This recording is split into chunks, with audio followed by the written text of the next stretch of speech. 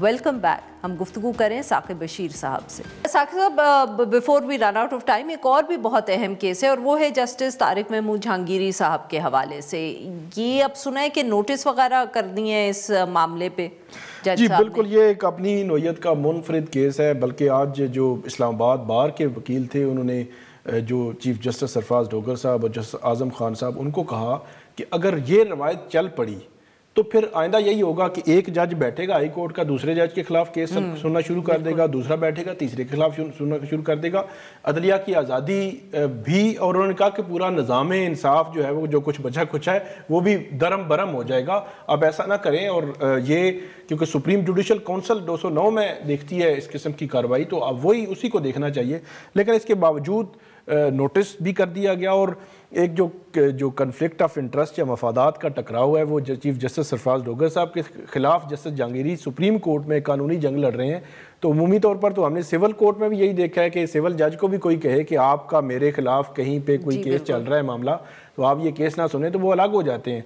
लेकिन आज उनको याद करवाया गया कि आपके खिलाफ तो जिनके खिलाफ आप प्रोसीड कर रहे हैं वो तो आपके खिलाफ सुप्रीम कोर्ट गए हुए हैं, तो वो अलग भी नहीं हुए। और उसके बाद उसमें नोटिस भी कर दिया और सिर्फ 3 दिन। वहाँ पे भी अब हेस्ट नज़र आ रहा है मुझे कि एक जज के खिलाफ इतनी बड़ी प्रोसीडिंग होने जा रही है और फिर 40 साल का रिकॉर्ड। एक बट साकिब साहब, यही बात, माफ़ करिएगा मैं दोबारा ये सवाल पूछ रही हूँ, और अगर वो कि जब सुप्रीम जुडिशल काउंसिल में ये मामला है तो हाई कोर्ट कैसे इसको टेक अप कर सकती है?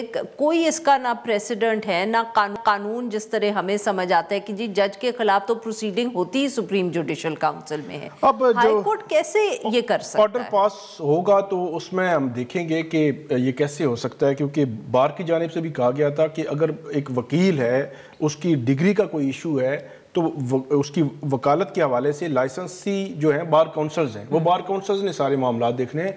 आप दरख्वास्त गुजार को बार काउंसिल के पास भेजें, बाकी इनका मामला सुप्रीम जुडिशल काउंसिल देखेगी। अब ऑर्डर आएगा तो उस पर हम देखेंगे कि उन्होंने किस बुनियाद पर ये केस शुरू किया है, क्योंकि ये ऐसी एक प्रेसिडेंट है, ये अगर शुरू हो गया मामला तो ये रुकेगा तो नहीं। बिल्कुल। ये तो फिर मतलब थमने वाला तो है ही नहीं है।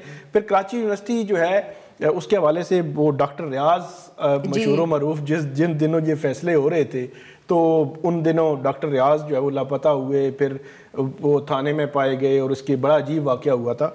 बल्कि एक और चीज़ जो जस्टिस जहांगीरी के मामले में शुरू होती है, कराची के एक शहरी थे 24 मई को 2024 को मेरे ख्याल वो एक लेटर लिखते हैं, वो मालूमात तक रसाई के हवाले देकर वो कराची यूनिवर्सिटी को कहते हैं फ़लाँ नाम का बंदा है, उसकी डिग्री का ये इशू है, इस हवाले से मालूमात दी जाएँ।